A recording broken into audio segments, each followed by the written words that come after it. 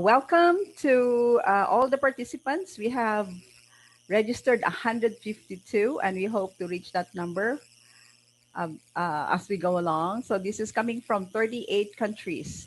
So this is our second webinar about gene drive.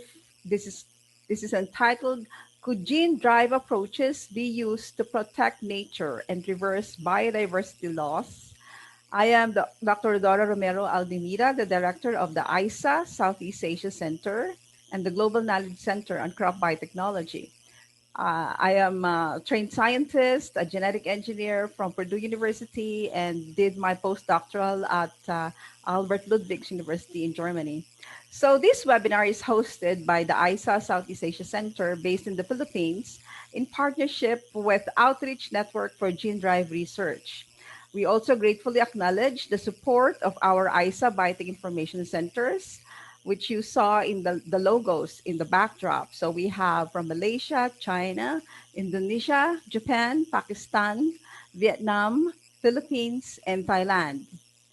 So the Gene Drive webinar series aimed to help promote a productive and balanced conversation on the benefits and risks of possible gene drive applications, providing factual and accurate information that can help place the discussion under the CBD context.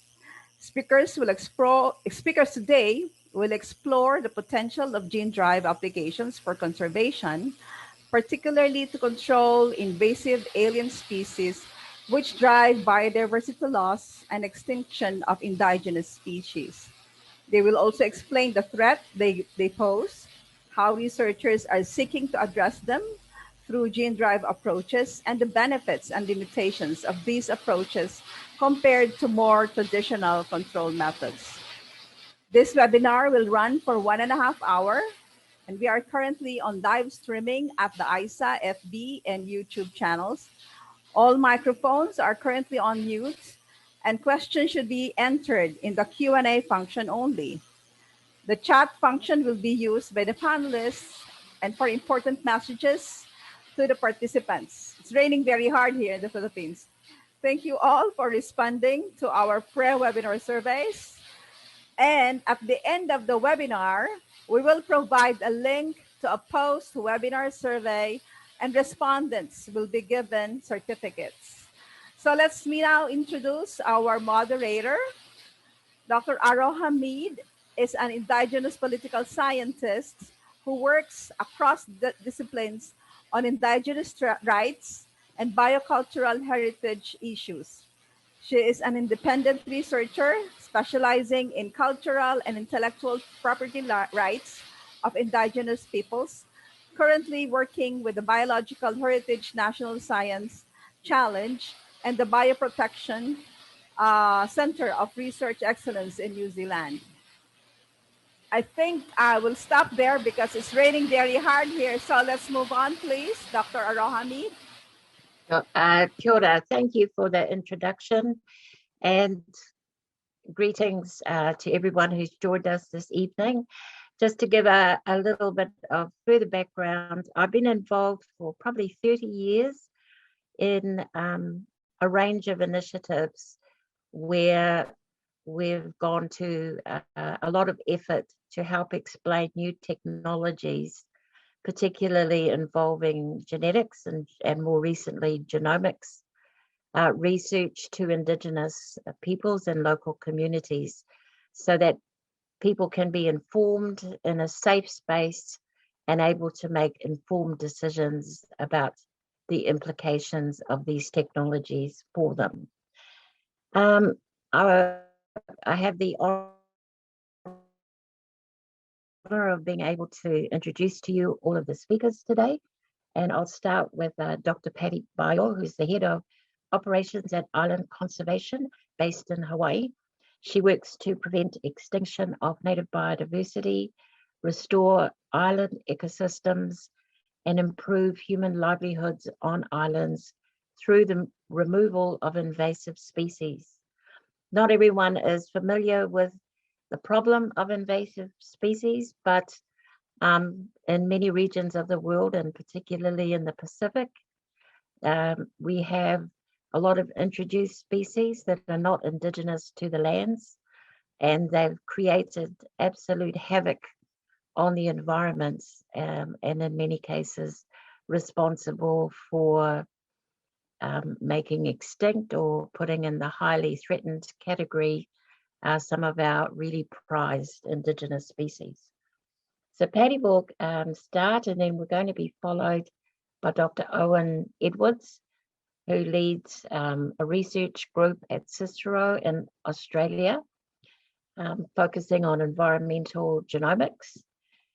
He was also appointed leader of the environment and biocontrol domain of CISAA's Future Science Platform in Synthetic Biology, where he oversees projects delivering environmental outcomes, including gene drives for biological control and engineering resilience in threatened ecosystems. And then our third speaker is from here from Aotearoa, Dr. Andrew Veal, who is a wildlife ecologist and geneticist at Manaki Whenua Land Care Research. And Dr. Veal's research interests span a range of fields such as invasion ecology, landscape genetics, evolutionary biology, genomics, animal behavior, and physiology. So I think you'll agree with me. We've got an incredible team of 3 presenting tonight. So let's start with Dr. Bio.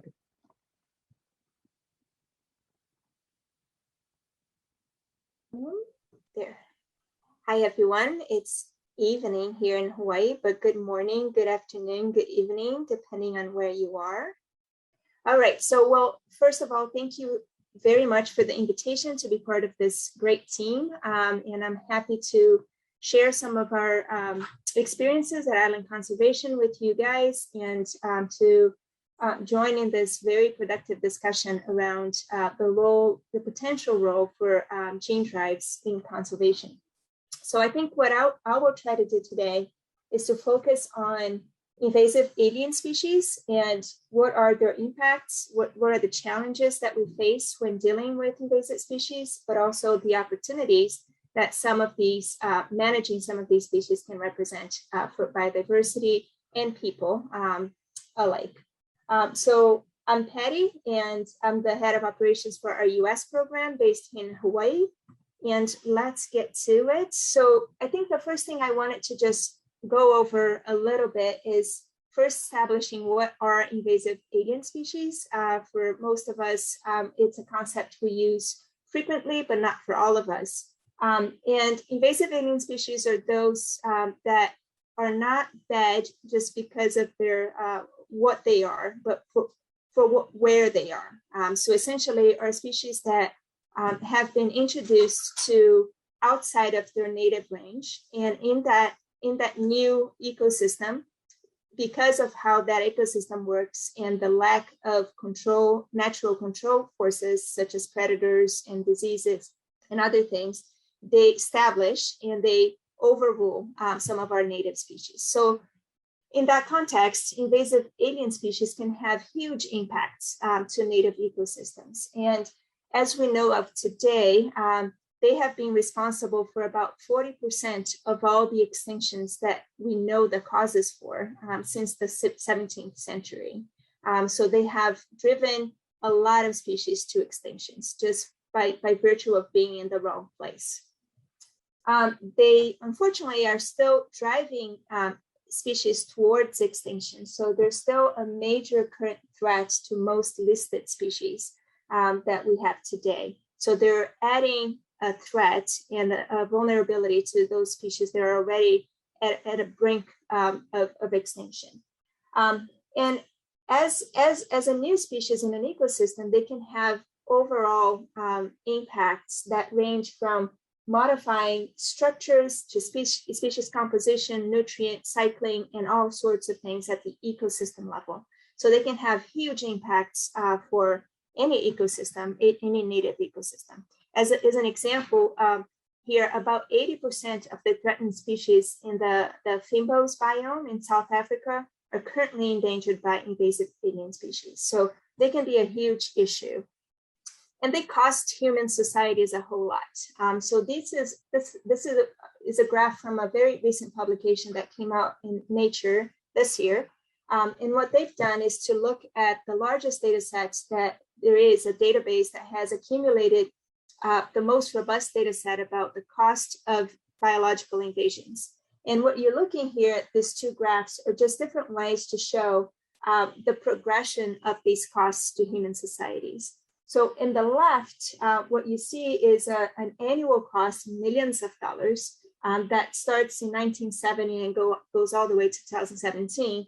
And if you follow just the straight line here, you can see that it's a straight up progression of how much human societies are paying to manage the costs of invasive species. So this number here, the $83 billion, is the annual cost of invasive species in the 2000s. And this lower one here is likely an artifact of just how the data is collected, and it's unlikely that it has gone down. And rather, their estimate in the paper is that it has continued to go up, and it will continue to do so into the future.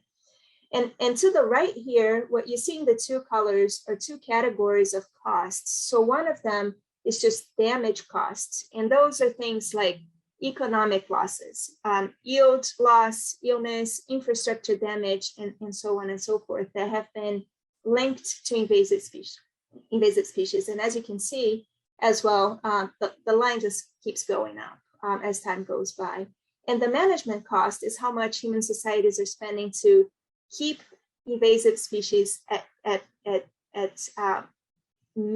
control rate. So keeping them from incurring some of the costs that you're seeing here. So the costs to human societies are very high when you look at invasive species, as well as to biodiversity. So there's both a biodiversity component, but also a very stark economic component to invasive species. And this is just another way to look at it, and just breaks it down by the types of invasive species. So you have here mosquitoes as one of the major, costlier invasive species that we've seen, rats, cats, and other things as well. So huge problem that we as a society have to manage. And as a society, we have managed this problem in many different ways. And I think it's often true that an ounce of prevention is worth a pound of cure. But in the case of invasive species, that is absolutely true. So the best and most cost-effective way to deal with invasive species is preventing their establishment to begin with. So preventing that new species arriving to native ecosystems is the best way forward. And we call that biosecurity. So it means that we are going to have a set of strategies that are in place to avoid the exchange of species between different ecosystems. And that is by far the most cost-effective way. When we fail to do that, the next best thing that we can do is to act in what we call the early detection and rapid response mode. So if a species crosses that biosecurity threshold and invades a new ecosystem, the fastest that you can identify its presence and the quicker that you can act to extirpate that small subset of individuals that have gotten there, again, the most cost-effective it will be. And so this EDRR is the next best thing, short of preventing them from getting there in the first place. But that not always is the case. So in many instances, you're not even watching for certain species, and they get there and they establish themselves. And once they establish themselves, then you have two options. You have control efforts, which really means that you're just going to keep a population at a level that is reasonably low so that it minimizes the impacts it has in that native ecosystem. Or you can go towards eradications, meaning that you're going to remove every single individual of that invasive species from that native ecosystem. So those two are very different, and they have very different strategies associated with them. Control efforts, unfortunately, are very expensive, and they require a permanent and long-term commitment. So because you're just controlling, the minute you stop doing it, the species will continue to reproduce and reestablish. So you have to have a perpetual process that will maintain that population at low levels. And eradications are also costly, but when possible, a much better option just because it's a one-time and you're done. You remove all of the individuals and then you establish biosecurity so that you don't have that problem in perpetuity. As an example of this, I think a good way to look at it is looking at islands as a model for what the issue is in the mainland. And islands are amazing. And as you all know, they are very special places, and island conservation focus on the removal of invasive species from islands to prevent extinctions. And the reason why we do that is that islands represent a very small percentage of the Earth's landmass. So their areas are very small, but they carry a very disproportionate amount of biodiversity and cultural diversity as well. So if you look at some of these numbers that are on the screen here, about 19% of all avian biodiversity are found on islands. And likewise, about 11% of all the world's population live and calls islands their home. So they're 25% of our world's nations are island nations. So they are a reservoir of both biodiversity, but also human and cultural values. But unfortunately, they've been the stage of extinctions. They're right stuck in the middle of the extinction crisis as we know it. So about 41%, about 75% of all of the vertebrate extinctions that we know have happened on islands. And of those, 86% have happened because of avian species, invasive avian species. So if you take all of the extinctions that have happened on islands and you assign a cause to it, invasive alien species are related to 86% of those extinctions.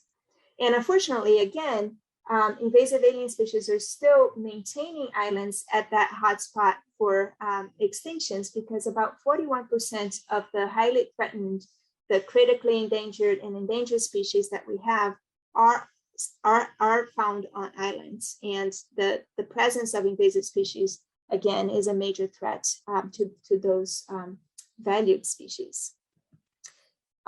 So what have we done about it as a community, as a conservation community worldwide? What you're looking at is a world map, obviously, and each one of those dots, and there's about 1,200 of them, represents an attempt to eradicate an invasive species from an island. And this encompasses all kinds of target species. So you have things like rodents, rats, and mice, and you have cats, and you have pigs and goats and other kinds of ungulates and whatnot. So this is kind of the overall eradications of invasive species on islands. And if you look at all of these species and these attempts to eradicate them from islands, we have a success rate of about 85%. So it's a very highly successful strategy that we've been implementing for many years. So it's well beyond the proof of concept. We know we can eradicate invasive species from islands at a very highly successful rate. And when we do that, the rewards are astounding. So when you remove an invasive species from an island, the recovery of the native ecosystem is quick and it's incredible. So that's kind of the opportunity that islands represent, right? So this is the case, for example, of the Pinzon giant tortoise in the Galapagos Islands. So Pinzon Island had invasive rats, in fact, invasive rodents, including mice and rats.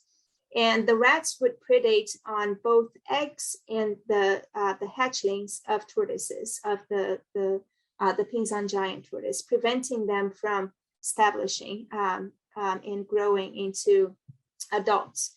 And so they hadn't reproduced in the wild for many years, for all we know, since Darwin wrote, the origin of the species. And but the Galapagos had kept a captive program of Pinzon giant tortoises for 50 so years, and they would hatch these little youngsters and they would raise them until they are rodent-proof, so to speak. They're big enough that a rodent can no longer harm them, and then they would bring them back to the island. And an eradication project was done on Pinzon in 2012, and all the rats and all the mice were removed.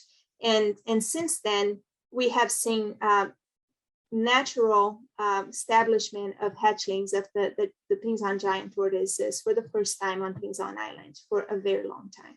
So it's a very quick recovery that you can see in your time in your lifetime, which is often not the case with conservation interventions. They take a much longer ecological time frame to happen. And on islands, this is just accelerated, and you can often see it much quicker.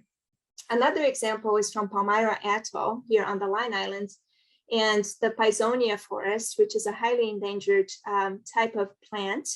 And again, rats were present on Palmyra, and they just predated on seedlings and prevented the establishment of seedlings of the Pisonia forest.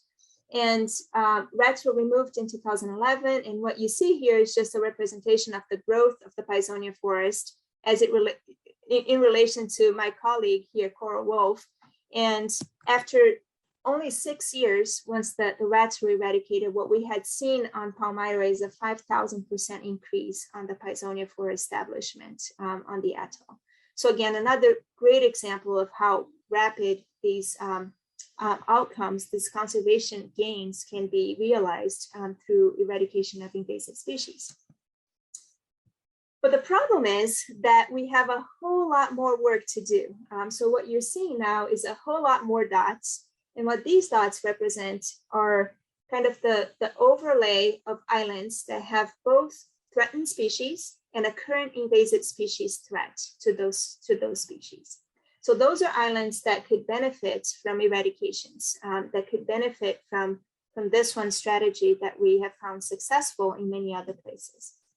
The problem is that we can't really reach all of these islands with our current tools. So there is a huge need for innovations to help us address this issue and to realize some of those conservation gains that we've seen elsewhere. And as of it is now, if we look at just rodent eradications as an example, with the current tools that we have available, we can only reach about 0.3% of all of the rodent infested islands, because that's kind of where the limit of that tool is. And we can, I'd be happy to talk more about why that limit exists for this specific tool, but that is kind of an estimate of what we can do with the current tools. It's only feasible for us with those tools to address about 15% of the threatened species that could be helped by eradications on islands. So it's a small percentage of what needs to be done. And what really this means is that we're hitting that upper limit of the tool that we have available, because either the size of the islands, but more importantly, the complexity of those islands. And here I have just kind of the idea of how it's being done historically. And of course, innovation has happened, throughout the years when we've been doing eradications on islands. But we have followed this incremental innovation approach. And we need to break away from that incrementalism barrier. And the reason why is that the challenges that we have with eradications on islands are not just logistics and tactical challenges. As you increase the complexity of islands, if you increase the size of an island, the complexity doesn't just increase linearly. It's an exponential curve, because the moment you start getting bigger islands, you're going to have bigger ecological complexity and therefore ecological risk. You're going to have a much higher legal and regulatory requirements because of those risks. You're going to have the social political context with populated islands that have native communities, human communities that depend on resources and obviously will have a say on how these projects move forward. There's an ethical issue, there's a financial issue. So if you put it all together, the risks, they go up exponentially. The complexity of these projects go up much quicker than just a linear relation to the island size. So we really need innovations that can help us minimize risks while effectively still eradicating species from islands, invasive species. And this is just an example of these complexities from an ecological perspective here. So this is Floriana Island in the Galapagos, and we talked about how we eradicated rats on Pinzon Island, which was a smaller endeavor, still in the same archipelago in the Galapagos. But if you move to Floriana, it's a bigger island, so it's home to a much more complex ecological community. It also has a human community, a native human community to that island. So if you look at, our current tool for rodent eradications on islands is the use of pellets that contain rodenticide. So essentially you distribute those pellets everywhere on your island so that every single rat will have access to pellets and will receive a lethal dose of the rodenticide. But because of the complexity of the island, you will have the primary pathways of exposure as well as secondary pathways of exposure to a whole suite of other species that you don't want to harm, right? So your risks to non-target species here are just much, much higher. And for each one of these groups, you're going to have mitigation strategies in place to make sure that we're not harming non-target species in the process of eliminating the rodents. So the complexity is just incredible.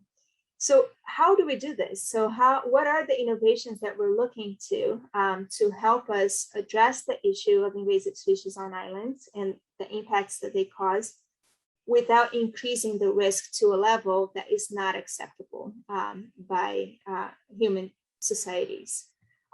So one such way is to create tools that are species specific. So essentially a tool that would harm nothing else but the rat that you're trying to target. So if you can minimize risk to everything else in your ecosystem and you can target that species effectively, that would be the best of all worlds, right? You get rid of the problem, you don't harm anything else, your risks go down, your costs go down, your ethical dialogue is a much more straightforward dialogue.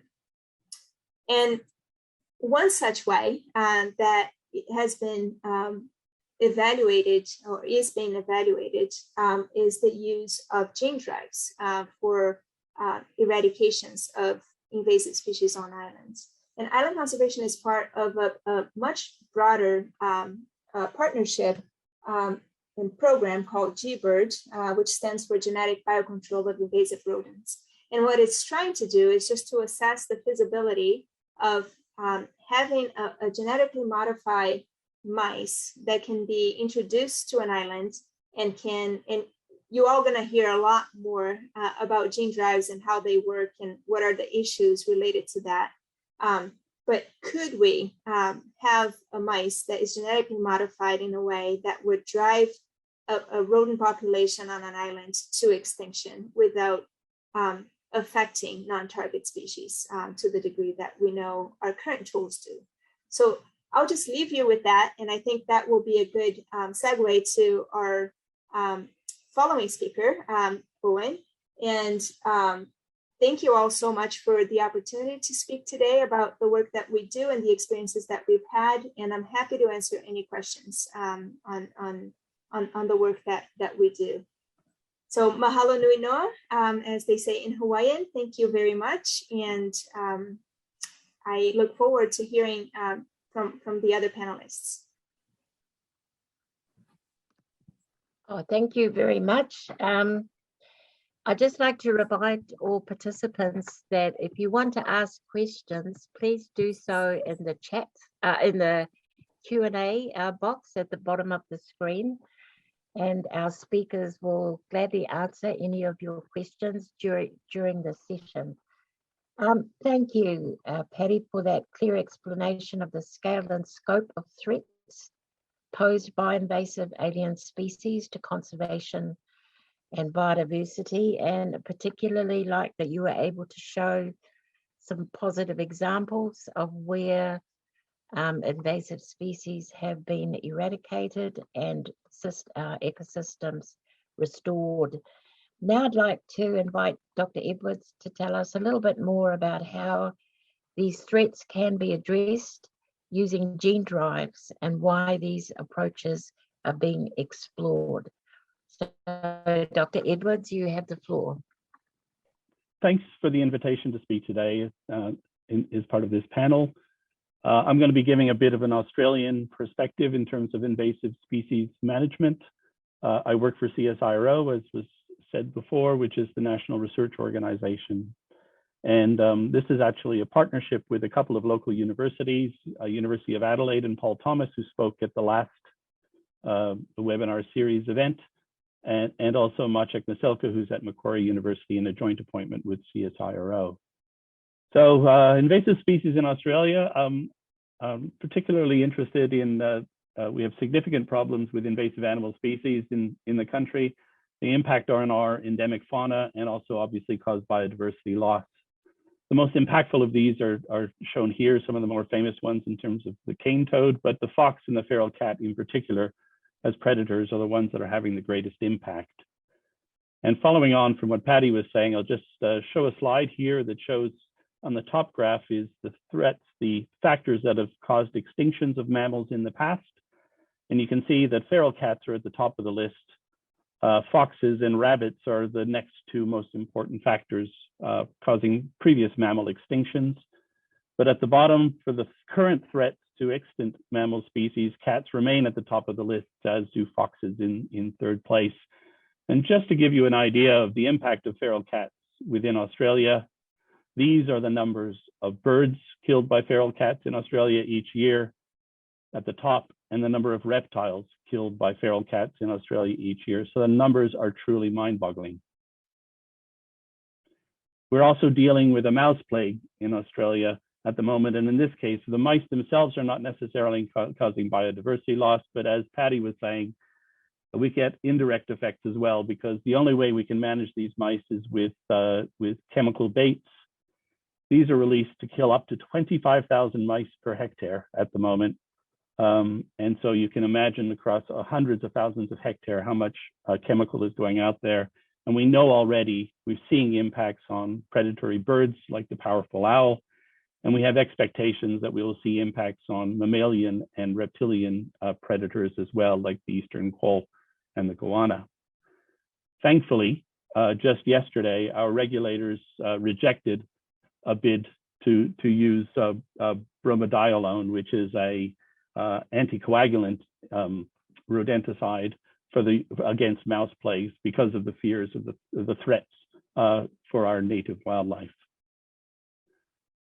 Now, Australia has attempted to use biocontrols such as viruses for invasive animal control in the past, and there have been well-known successes, in particular with rabbits. This is a graph that's shown here with 3 different controls: myxomatosis, rabbit fleas, and calicivirus or rabbit hemorrhagic disease.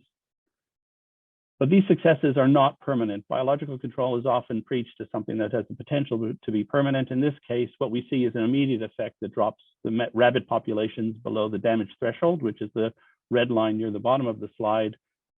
But we do see resistance occurs within about a period of usually about 8 to 10 years, and the populations rebound. And so it's necessary to find a new biological control to release. So this is not, in history at least, a permanent solution for invasive animals. And my organization, CSIRO, has also been at the forefront of developing genetic control strategies against invasive species since the 1950s and 1960s. Many of these involve the release of sterile or otherwise incompatible males, which compete with naturally occurring males for females and result in sterile offspring or sterile eggs being produced. Eggs that don't develop, and therefore you see population suppression. And my colleague Maciek Maselka has recently developed more sophisticated approaches using this sterile male. This is based on CRISPR-Cas9 transcriptional activator technology. So it's a modified genome editing technology. And this works for multiple generations. So it's better than previous types of sterile male control strategies, but you still have to rear and release extremely large numbers in order to have an impact on your target population.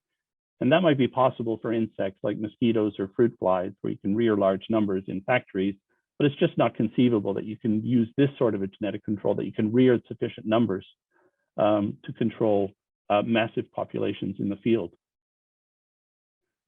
Well, gene drive is a genetic control technology that has the potential to overcome this issue of having to rear massive numbers. Without a gene drive, as is shown on this slide, if you release an individual carrying a genetic control as a transgene into your target population, generally the trait will become diluted and the frequency of that trait will diminish each generation. Whereas if you release a gene drive driven genetic control into a population, instead you see an increase in frequency each generation until the entire population can be affected. And this is done by biasing its inheritance.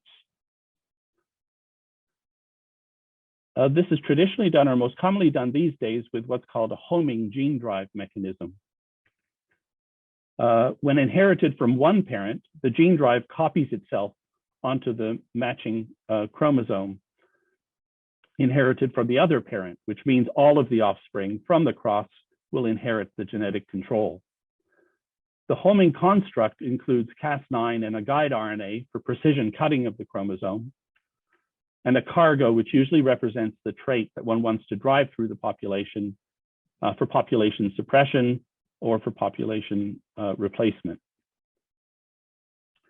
Homing drives have been demonstrated to function very effectively in some insect systems, like mosquitoes, but so far nobody has been able to get this sort of a drive to function effectively in vertebrates. As a result, we're working with Paul Thomas, who spoke at the last seminar series event on technologies such as this one, the X chromosome shredder, which does not rely on this homing mechanism. And the way this works is that the Cas9 and the guide RNA target repeated sequences on the X chromosome. And so when this is expressed within the testes, it basically eliminates any of the sperm that are carrying the X chromosome, and in doing so biases the population towards males. Paul in the last event showed modeling which showed how effective this sort of an approach can actually be. But a highly effective gene drive has the potential to drive a particular control through an entire population from a single release. This potential for spread also increases the risk associated, or the risk of unintended ecological consequences, such as spreading to areas where an invasive species is actually endemic, or even regulatory issues such as spreading across borders into other jurisdictions. For this reason, we are interested in molecular switches that turn off the gene drive, making it self-limiting in space and/or time. Our collaborators at the University of Minnesota in the US have been testing a generation counter technology that we hope will allow us to tune a gene drive to switch off after it has achieved its desired impact. And not going into the details of the molecular mechanism, basically the technology counts every time that it is passed from one generation to the next. And so once the population has been fully affected, you can tune the gene drive to stop at that particular time. And that prevents it allows it impact on a target population, but can prevent the impacts on non-target populations. As I mentioned, there are two, in terms of applications, there are two types of gene drives that are being considered. The first, and what most of the conversations that we've had to date are about, are called suppression drives. And these aim to suppress populations by driving a trait that impacts on reproductive fitness in some way. Our approach for suppressive drives aims to manipulate sex ratio or to create a strong male bias, which causes populations to eventually collapse. An example of this has been demonstrated in the laboratory for mosquitoes, which targets a double sex gene, which controls sex determination. And by driving this particular trait through, it again biases populations towards males and causes the populations to be suppressed. This is a sort of drive that we're interested in for things like mouse plagues, for carp in our waterways, European carp, and for agricultural pests, such as spotted winged Drosophila, which isn't in Australia yet, but is a strong threat of it being introduced. The second type of gene drive is referred to as a replacement drive and aims to drive a trait through the population to make it less harmful. This has also been demonstrated in a laboratory for mosquitoes, in this case, driving a trait that prevents the mosquito from being able to transmit malaria. We are interested in this sort of approach for a species like the cane toad, which produce a toxin and affect the predators by killing them, any that try to feed on the cane toad. And so we're interested in using a drive that knocks out a gene that's associated with the production of the toxin, so that we can potentially replace toxic cane toad populations with non-toxic cane toads. So there are some advantages of the gene drives which make it an attractive technology. As I said, it can overcome the costs and logistical issues that limit the use of current options, such as chemicals, as Patty was referring to, and this includes genetic controls, as it's not necessary to rear up the large numbers, it's self-spreading. The modeling shows that the gene drives can represent a permanent solution for some target invasive alien species. As Patty also referred to, if properly designed, there should be no direct effects on non-target species. The sequence that you target can be specific to the target species, so that even if you have hybridization, that gene drive will not spread in that other species. And finally, they can be designed such as manipulating sex ratio to be much more humane than existing management options. And it's for this reason that when we recently got funded to try and develop gene drives for mouse plague control, PETA Australia, the animal rights group, actually came out and said that this is a much more humane approach in their mind. Even though it's using genetic modification, it's a much more humane approach for controlling mice compared to the current chemical strategies. Now, there are limitations to the use of gene drives. We'll be talking about regulatory and public acceptance type limitations in the next webinar series. But in terms of just the technology itself, the speed of control depends on the generation time. And so for those animals that have a very long generation time, you cannot expect for control to happen for several decades. And so that may not be an acceptable control under some circumstances.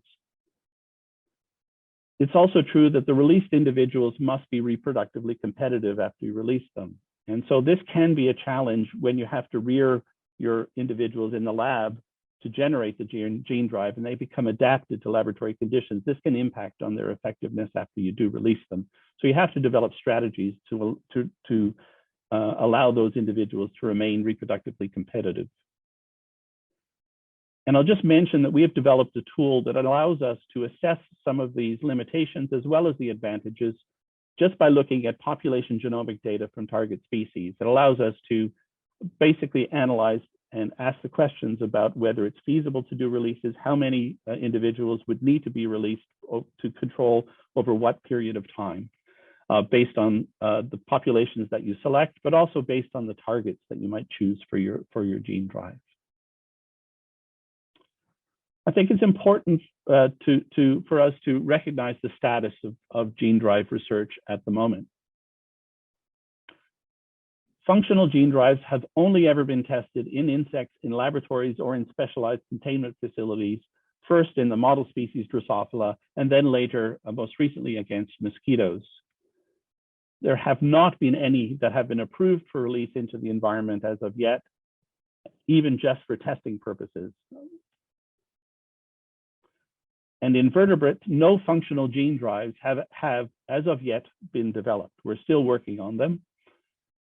And all current gene drive research in vertebrates is being conducted in model laboratory animals, either in mice or in zebrafish, at least to my knowledge.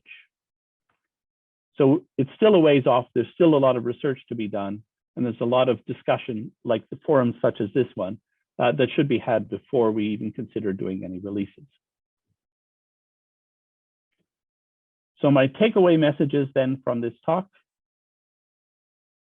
I think gene drives should be considered as part of a portfolio of management approaches for invasive alien species, together with existing chemical, biological, and genetic control options.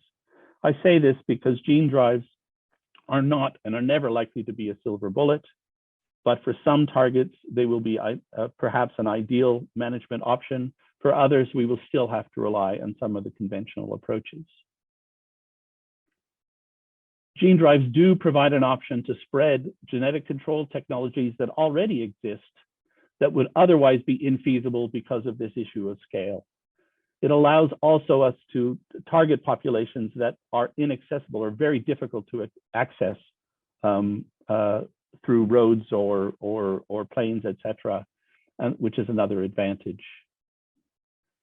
And finally, gene drives, it's possible that they may increase the risk of unintended consequences, but these risks can be mitigated using technologies that make them self-limiting in space and time. And so I think it's equally important that while we work on developing effective gene drives, we also focus on developing technologies that will help us to tune these gene drives so that they only achieve the outcomes that we want once they're released. So I'll just finish by acknowledging again Paul Thomas, who spoke previously in this series from the University of Adelaide, and Maciek Maselko, a joint appointment between CSIRO and Korea University, who are the true engineers of our gene drive options, our genetic control options, as part of the broader consortium that we're a part of within Australia, and also with the G-BIRD consortium that Patty mentioned at the end of her talk. So I'll be happy to answer any questions that you might have in the last part of this webinar. Oh, great. Thank you very much. So I really want to thank you for giving us that overview of gene drive approaches to preventing biodiversity loss that's currently being explored.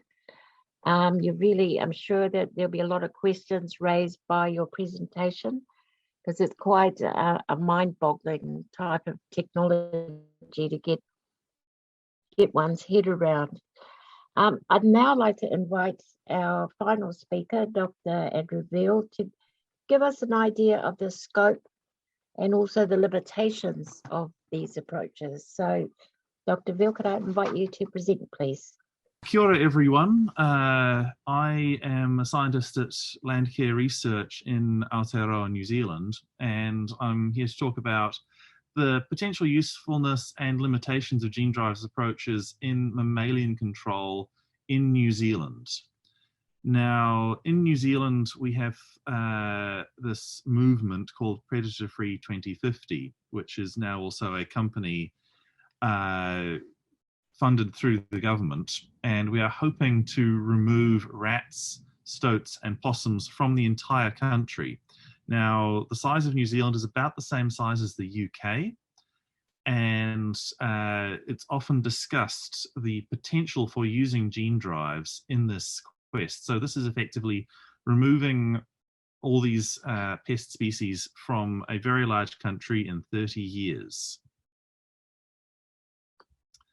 Now, New Zealand conservation ecology is different to continental systems. We have very high endemism, and we have island gigantism and flightlessness of our birds.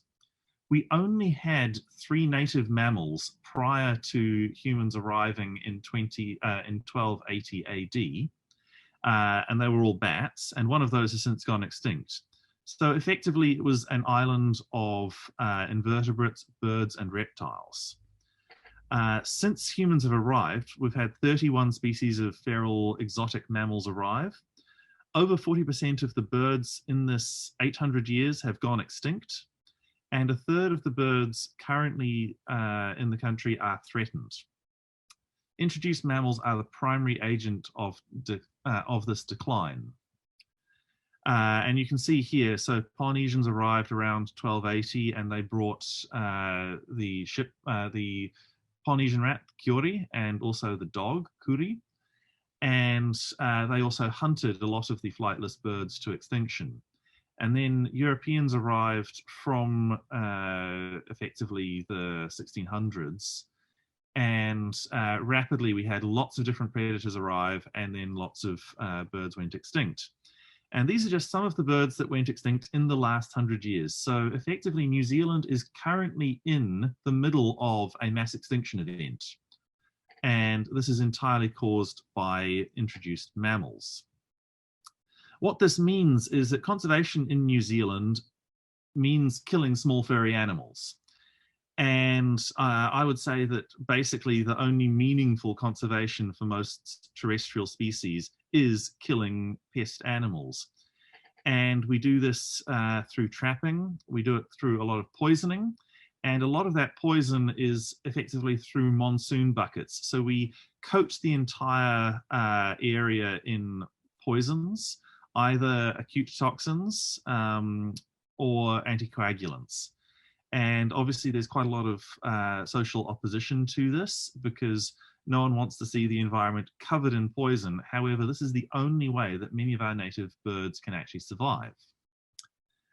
Now, the target species for Predator-Free 2050 are, as I said, rats, stoats, and possums. Mice are not actually one of the official targeted species, but they are also a big pest and is something that we need to discuss. So we've got these two European rats, the ship rat, Rattus rattus, and Norway rats, Rattus norvegicus. They are omnivores, they are nest predators, they predate on, they eat a lot of seeds and change the canopy through that, and they also affect a lot of invertebrates.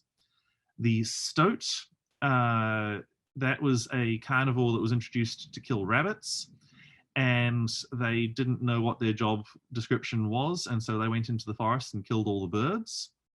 And the possums were introduced to start a fur trade, and they also then immediately rapidly expanded, and they're also nest predators, as well as they selectively browse specific tree species and can cause canopy collapse. So these are what we're hoping to get rid of in the next 30 years. And if we don't control these species, indigenous bird species will go extinct. Now, because we need to control these at huge landscape levels, gene drives have been proposed as a potential solution. Right now, of course, we're relying on toxins. And for all of these species, no large-scale eradication program has ever succeeded without toxin. We need a lot of toxin, and toxins are not species-specific. They have off-target effects, and there's social opposition to their use in this way. And there's really no true tool that we have to control most of these species at these scales. And so potentially, obviously, gene drives are very species specific and could be a solution to the problem that we face.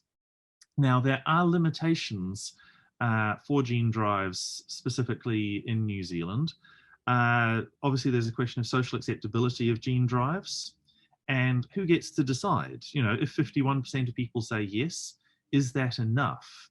And that's a very complex question involving Maori, involving people in New Zealand and around the world, because for some of these species, particularly the rats, they could spread outside of New Zealand and then cause problems elsewhere. There are technical challenges in creating the gene drives. As Owen said in the previous talk, we don't actually have a working gene drive yet for mammals. And we've currently got a 30-year time frame to make one, perfect one, test one, and spread it through a huge country. Also, there can be resistance develops. Species could interact, so you might be able to remove one species and then have mesopredator release. And there could also be extinction recolonization dynamics, where basically it flows through populations in a spatial way, but then they reflow from other areas. The big issues that I see are life history problems in terms of generation time and breeding facility logistics. So all of these things need to be discussed. Now, life history is the one that I really wanted to point out. These are the minimum generation times for the species that we're talking about. While weasels and ferrets are pests in the country, they're also being discussed as potential ones to get rid of. Now, for almost all these species, we have excellent genomes. This is something that Predator-Free have been investing heavily into. And so we now have a novel stoat genome that I helped work on. Possum genome's recently been created. And the shiprat genome has also been created. The Norway rat and the mouse already exist. So that's a good thing. We have the genomic information. Unfortunately, the minimum generation time for particularly stoats, ferrets, and possums is very long. So for males of these species, it's a minimum generation time of 2 years. That's very different to the 8 weeks for mice and rats. The life expectancy of them is also high, particularly for possums. They can live up to 13 years. Now, this causes a big problem in terms of the rate that these things can spread. This was some modeling that has been done in collaboration with Thomas Prouse in Australia. And if we start with a population size of 10,000 at the start, we can cause rapid population extinction of both mice and rats with reasonable breeding facilities producing the gene drive rodents. For stoats, and this is optimistic because this is based on a 1 year generation time rather than a 2 year, which is how male stoats work. We don't have population crash for 30 years at least. This is if we created a perfect gene drive and released it tomorrow, we don't make 2050. With possums, given that they can live up to 13 years and they've got a minimum generation time of 2 years, we're talking really 100 years minimum in a perfect scenario where everything works. So overall, gene drive for mice now, this is being worked on in the US and Australia with the X-shredder. And it's got a sequenced genome. It's economically important. Potentially an X-shredder may be working in the near future. It's being worked on, as I said. And there are still questions. So can these modified mice invade a population? How long will it take? The social acceptability is a big one and high risk of spread beyond New Zealand. But I'm quite hopeful that a gene drive in mice will be created. And so this is really the proof of concept. If we can get mice working, and as I said, it's probably happening not in New Zealand, but in other countries, this could be a really exciting development for biodiversity conservation in New Zealand. Now, rats, they're kind of like big mice. And so there's one method that might be possible in mice that's a T element. They don't have it.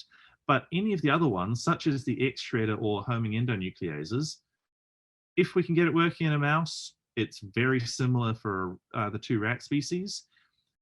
Again, there is a risk of spread beyond New Zealand. And so we do need these mitigation measures so that we can target just them spreading in New Zealand, or just targeting genetic variation that is within New Zealand and not elsewhere. But again, this is a hopeful situation. They've got a short generation time. And if we can get mice working, don't see any reason why we couldn't for rats. Now, stoats, they're very tricky. So female stoats are actually impregnated shortly after they're born.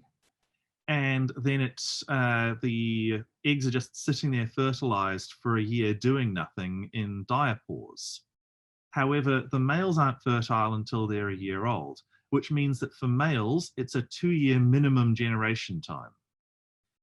So far, we basically can't breed them in captivity. They are highly stressed animals, and so we just can't actually breed them in captivity. And we'd really need to create thousands of these per year in a breeding facility, and we don't actually know how to breed them in captivity. So realistically, it's a minimum, I would say, 70-year timescale that if we worked really hard on this. Currently, there is no work on creating a gene drive being done for stoats. Realistically, I think that we're more talking about a 100-year time frame. Now, that's not probably good enough for most species, so we do need to be working on other things, or just creating, but continuing control, so that we can save the species until we have a tool that will work. The possum, minimum 2-year generation time, and it's generally 1 offspring per year. And my understanding is that we can't currently CRISPR the germlines of marsupials. and we would need to create thousands per year, ideally. And each of these takes up probably a few square meters of a breeding facility. So once you get 3 square meters times thousands of individuals, then you're starting to look at huge breeding facilities, and the logistics of that are quite challenging.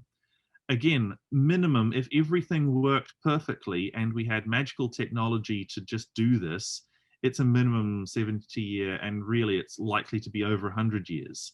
So in terms of what will happen, it's likely that if we depended on a gene drive for possums, they'll be here longer into the future than they have been in the past. Now, there are lots of technical challenges even for mice. And so this is about the individual fitness, whether they can be connected across that landscape, and how well it will spread. So my predictions for gene drives being useful for conservation in New Zealand is, I really hope that mice which are being worked on in other countries, hopefully we have a laboratory proof of concept of a working gene drive within 5 years. And it would be great that if we had field trials within 10 years. And once we get mice, as I said, rats, it could happen. So this is really promising. And I really hope that we do continue having the conversation about the ethics and the social issues about this, so that we can look at this compared to other methods. There is no way that we can get rid of these species without magical future technology, and this is a potential magical future technology that might work. Now, really with stoats and possums, we are talking about very, very long-term things. Now, with possums, maybe because they breed slowly enough, we could get rid of them with current technology invested in with probably billions of dollars. There is no way that I can see getting stoats out of the country for the next 100 years. So even though we've got this delay, probable or definite, for a gene drive method for eradicating stoats from the country, I can't actually see another way that we can eradicate them. So I don't want this to seem a negative thing. There's very few things that could potentially do this. I just wanted to note, there is no work currently being done creating gene drives in New Zealand. A lot of people are very concerned about gene drives, but we are doing the fundamental work of sequencing the genomes and modeling how these might work, so that we can discuss these things and see if it can help conservation and what the timelines actually are. So I think that's me. I'm very happy to have any of your questions. Thank you. Oh, kia ora, Andrew. Thanks very much for that. And in particular, for being able to provide us just with some really pragmatic and comparative assessments of what these approaches could likely achieve, while noting that you have a great deal of optimism about the potential of the tools to meet conservation objectives. You also noted that nothing is currently at field trial level yet. So now we have time for some questions and answers, and I can see that many of our participants have been busy typing away in the question and answer box, and some 6 questions have already been answered, but this is an opportunity to just be able to address some of the other questions as a whole group as part of the session. So somebody has asked in both the chat and in the question and answer something that they obviously want to know about, and that question is, globally, which kingdom of species has cost the environment more than the other? Is it the Plantae kingdom or Animalia kingdom? Would any of our speakers like to respond to that question? I think I attempted to answer, but I might have done it privately. And I think that it depends on what you're looking at. If you're looking at island communities, for instance, for certain, the vertebrate invasive species, predators in particular, are what's going to cause the most ecological damage. So in generally speaking, invasive predators are going to be more, they're going to have higher ecological impacts. That being said, things like invertebrates, such as mosquitoes or agricultural pests and whatnot, have huge impacts, as was demonstrated in some of the graphs I had on the talk. So it really depends on where you are, if it's continental or an island ecosystem, and what kind of damage you're focusing on. If it is economic losses or biodiversity losses, you can have a very different approach. And of course, I mean, they're all bad, essentially. Plants can also have a very high impact on many ecosystems, and they modify nutrient cycles and whatnot, and can create havoc as well on native ecosystems. So I guess my answer is they're all bad, depending on your context. Some will be a little worse than others. Thanks for that response. And now Farshid Talat has asked, what if undesirable genes escape from target plant or animal and make serious problems to normal ecosystems? So it's Owen Edwards here. As I sort of alluded to in my talk, I mean, it both in terms of any sort of horizontal transfer or hybridization, it's absolutely the case that if the gene drives are designed properly and designed to target sequences that are very unique to the target species, then even if that gene drive escapes through horizontal transfer or through hybridization into another species, it won't have the function of being a gene drive. It won't have a sequence to target, so it will not spread in the same way in another species as it would in the target species. But of course, that does depend on appropriate design of the gene drives, and that's why it's so important that we aim to do releases into countries that have very strong regulatory regimes that will look very stringently at the design of these gene drives to make sure that the questions such as the specificity of the target are addressed, and the evidence is produced that sequence is not present and is not likely to present in any other species within the environment. Thank you very much for that response. If hopefully that answers your question, and if it doesn't, I'm sure it does, but if there's any follow-up, please indicate in the chat.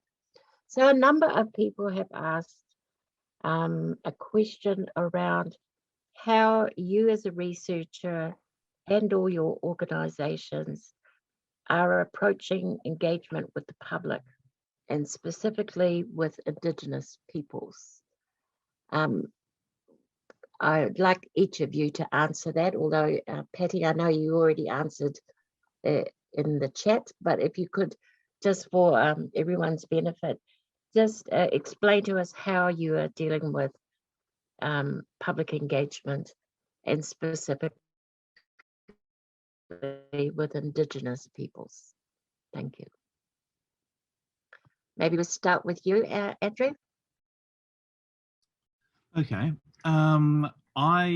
So Manaki Whenua hasn't been involved specifically in any gene drive research, given that currently there isn't an appetite politically to look at that.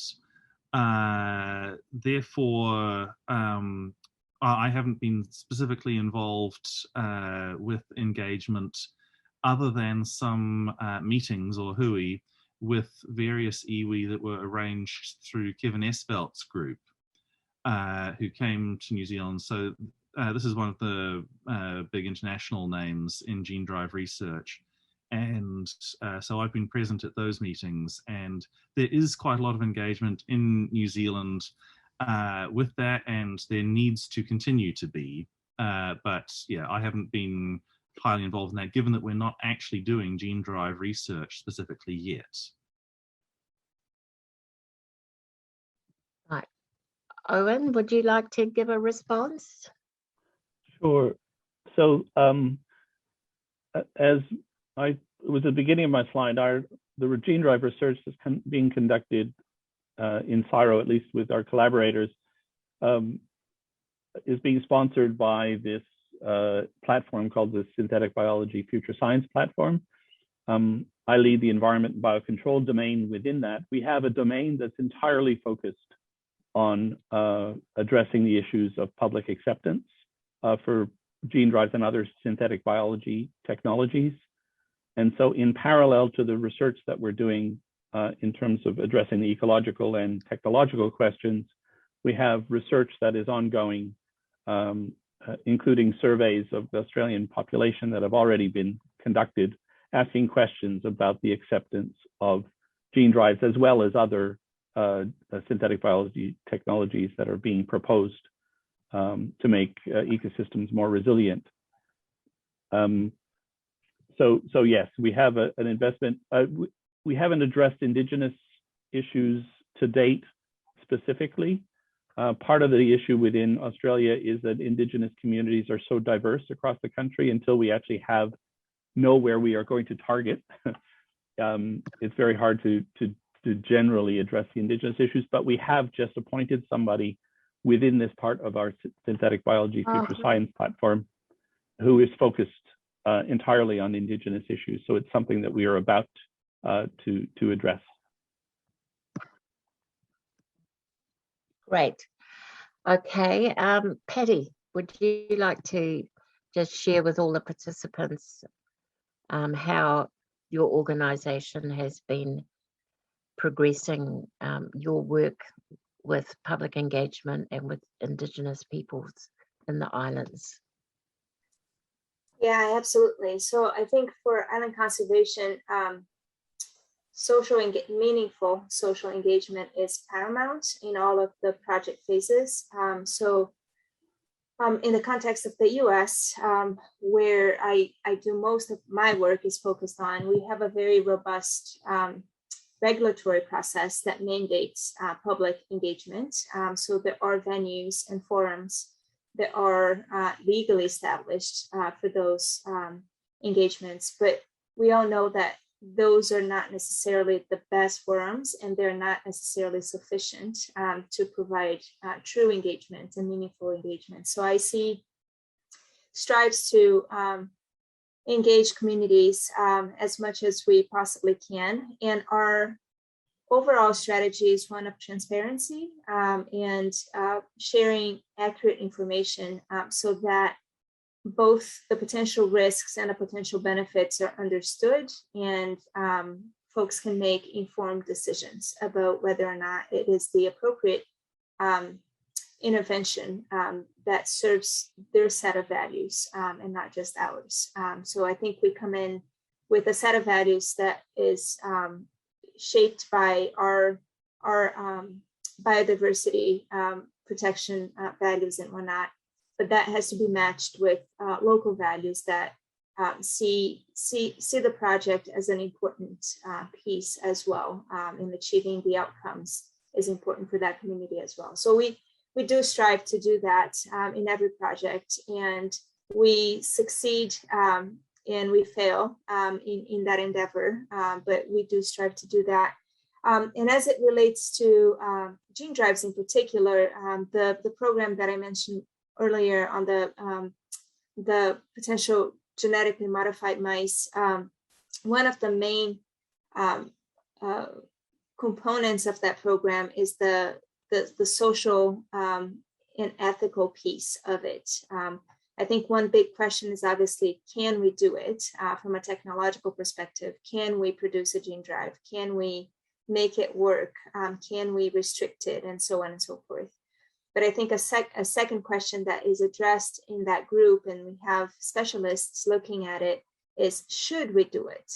Is it, is it something that we should as a society, and in specific places, should we go ahead and do it? So I think that kind of guides our approach to all projects. And I feel it's one of the most, if not the most important thing that we do early on in projects as we're setting out.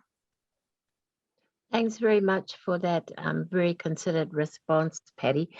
I know that here in New Zealand, just building on Andrew's response, the fact that the technology and this type of research can't be applied in the field yet actually provides a really good space to have a conversation, because there's no urgency, as in people aren't being asked at a meeting to give acceptance or not, which has happened in the past with previous types of new technologies. So we've got a little bit of time to have considered discussions and have people really consider the issues and not feel pressured to have to make a decision at this particular point in time. So just coming back to some of the questions of the participants, another one here is, can gene drive approaches be also used in eradicating or controlling pathogenic microorganisms, bacteria and viruses, especially those that are multi-drug resistant? Now, who would like to respond to this question? So I can say that so gene drives will only function against sexually reproducing organisms, and so most pathogens, at least bacterial and viral pathogens, cannot be directly targeted.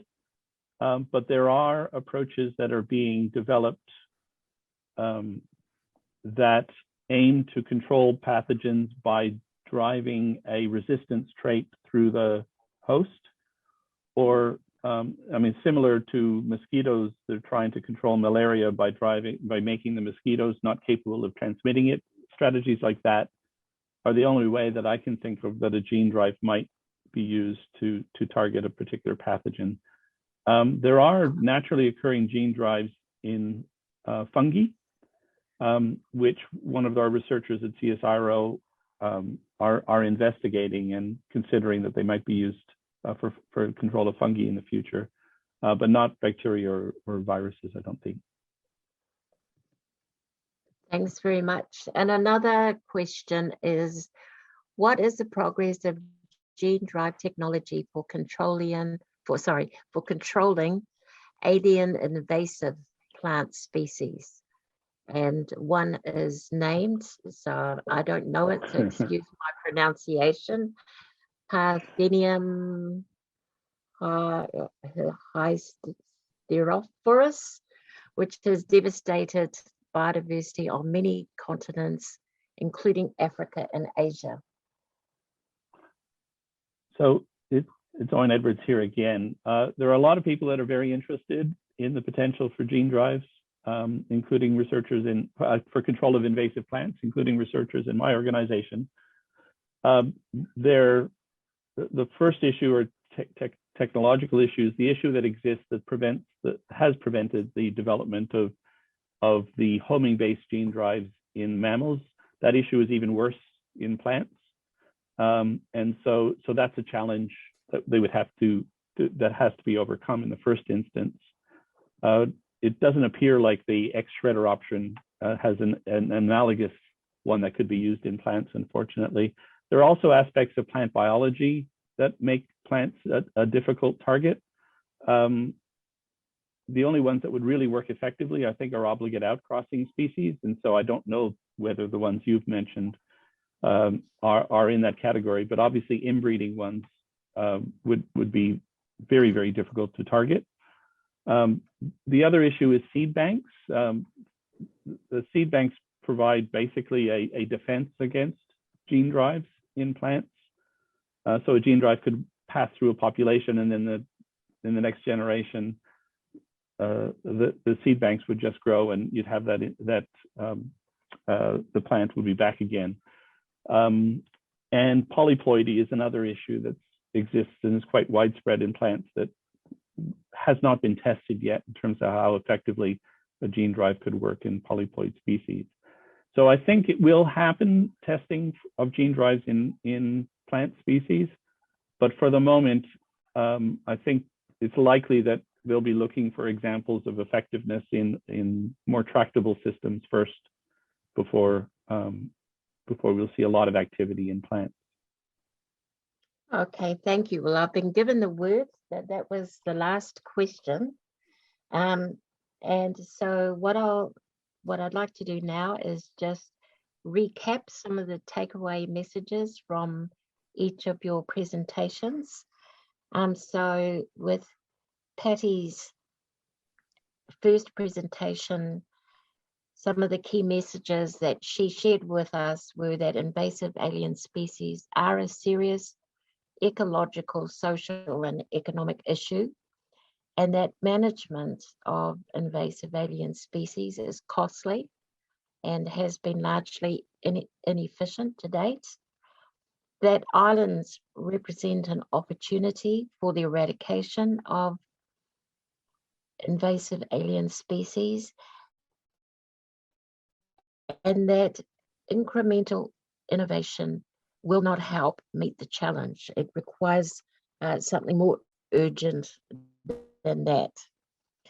Dr. Owen Edwards, in his presentation, sort of reminded us that gene drives need to be considered as part of a portfolio of management approaches for invasive alien species, together with existing chemical, biological, and genetic control options.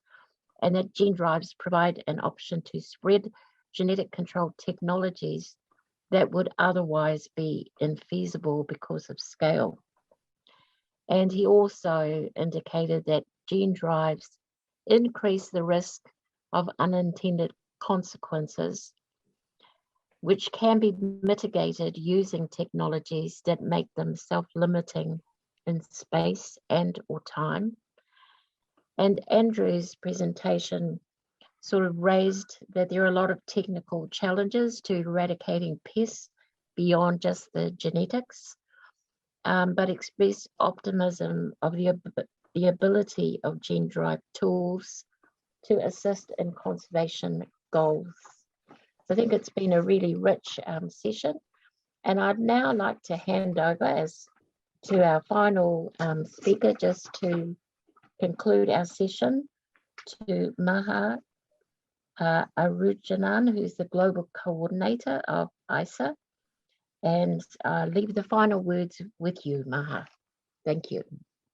Thank you, Aruha. It was really enriching and a very informative webinar. You know, what is really amazing here is where scientists come together to discuss both the advantages and limitations. And this is where we believe trust and transparency is developed. Two values, strong values that ISAAA stand for.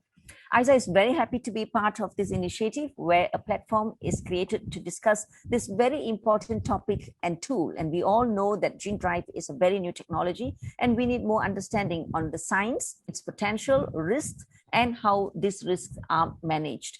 More importantly, making sure that the right messages are conveyed to all our stakeholders.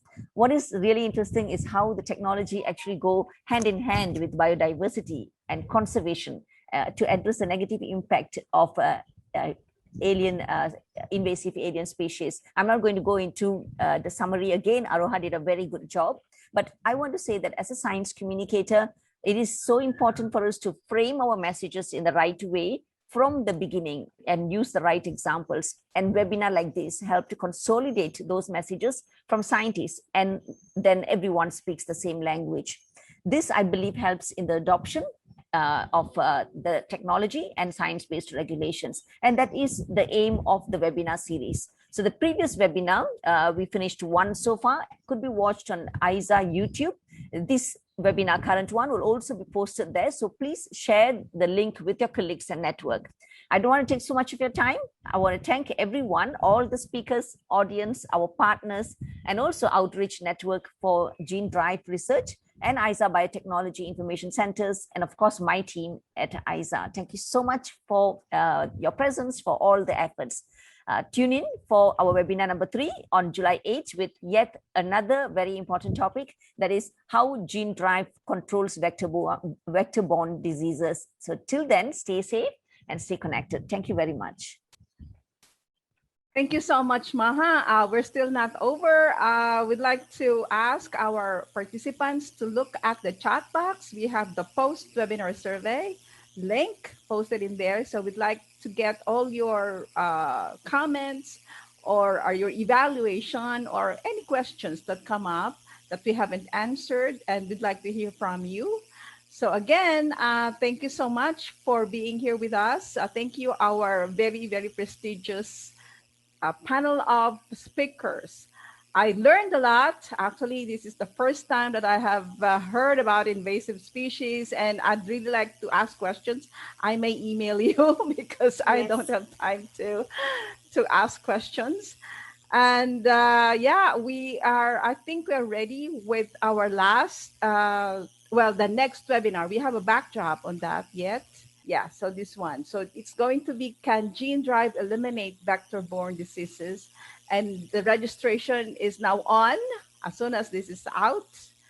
And so we'd like to receive more registrants. We know that we have gone up again in our registration and our participants during this webinar.